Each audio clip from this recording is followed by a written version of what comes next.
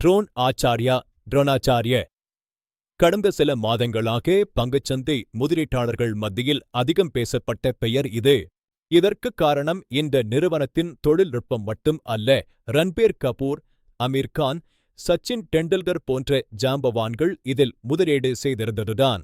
இதனால் சாமானிய மக்கள் கண்மை மூடிக்கொண்டு இதில் பணத்தை போட்டார்கள். பங்குகளின் விலை ராக்கெட் வேகத்தில் உயர்ந்தது.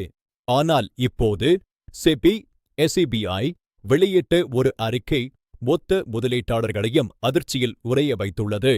ட்ரோன் ஆச்சார்யா நிறுவனம் முதலீட்டாளர்களை ஏமாற்றி கணக்குகளை திருத்தி மோசடி செய்துள்ளதாக செபி குற்றம் சாட்டியுள்ளது. முதல் மோசடி ஐபிஓ மூலம் திரட்டப்பட்டு 33 கோடி ரூபாயில் ட்ரோன்கள் வாங்க வெறும் 70 லட்சம் மட்டுமே செலவிடப்பட்டது.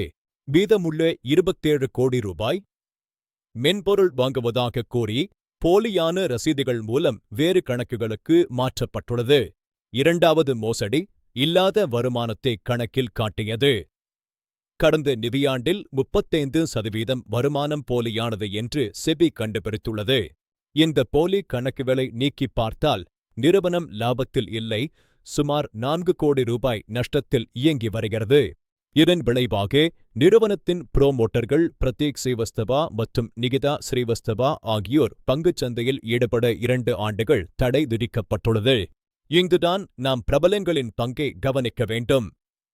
அவர்கள் இந்த மோசடியில் நேரடியாக ஈடுபட்டிருக்காவிட்டாலும் அவர்களின் பெயர் ஒரு மாயையை உருவாக்கியது. பிரபலங்கள் இருக்கிறார்கள் என்றால் நிறுவனம் நம்பகமானது என்று சாதாரண மக்கள் நம்பினார்கள். அதுவே அவர்களுக்கு பெரிய இழப்பை ஏற்படுத்தியது.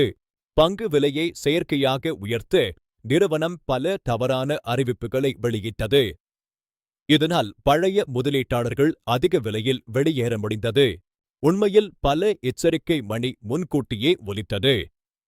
ஆடிட்டர் ராஜினாமா செய்தது, நிர்வாகத்தில் ஒரே குடும்பத்தின் ஆதிக்கம் என பல குறைகள் இருந்தன. ட்ரோன் ஆச்சார்யா நிறுவனம் இந்த குற்றச்சாட்டுகளை மறுத்துள்ளது. மேலும் மேல்முறையீட்டு தீர்ப்பாயம் அபராதத்திற்கு இடைக்கால தடை விதித்துள்ளது. முடிவாக ஒரு நிறுவனத்தில் பிரபலங்கள் இருக்கிறார்கள் என்பதற்காக மட்டும் முதலீடு செய்யாதீர்கள்.